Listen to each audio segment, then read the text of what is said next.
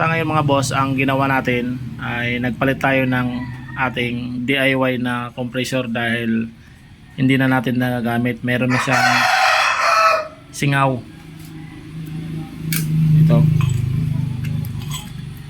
Ito ang ating dating ginagamit na compressor panghangin sa tire.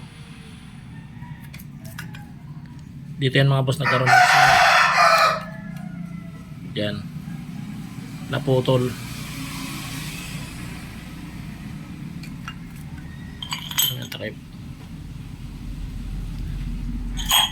Ito, nakabili tayo sa surplusan na compressor.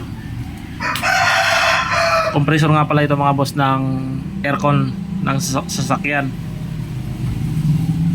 Dito, inilding na lang natin yan para naka-engage, para nakadikit dito sa pulley para pag-iikot may sabay. Kasi kapag hindi naka-engage, hindi nakadikit, hindi yan magkakaroon ng vacuum ng pressure. Kaya winilding natin dahil wala naman yan supply dito na ng kuryente. Ito meron pa siya hose.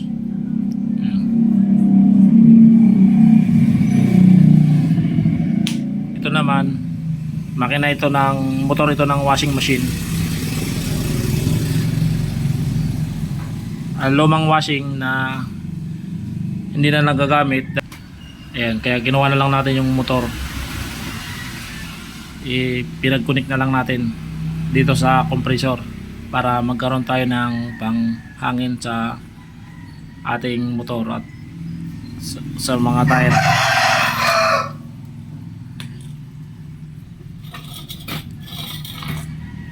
Ikot natin.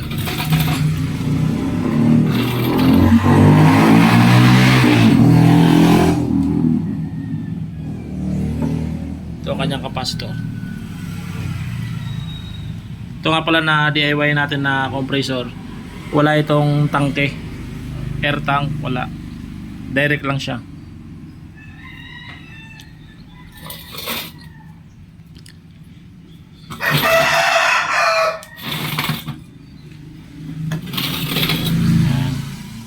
I-testing natin mga boss ang ating bagong kabit na compressor, air compressor. Ito yung out, ito naman yung in sa hangin. Ito yung sa taas. Ayan.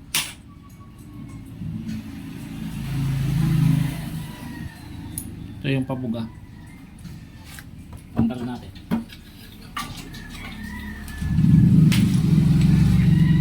Medyo malakas naman ito. Kaya nitong magkarga mga hanggang 60.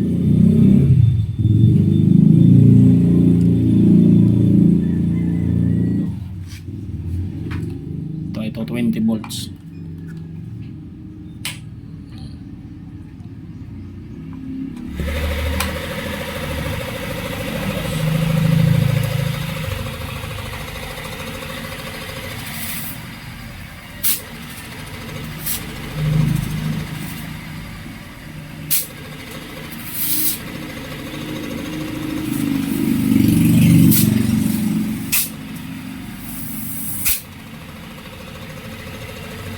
Sinayman yung kanyang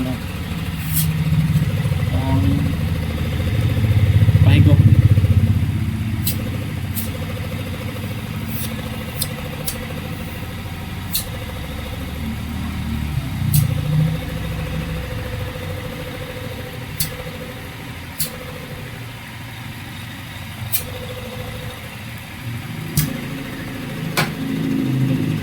yung pabuga.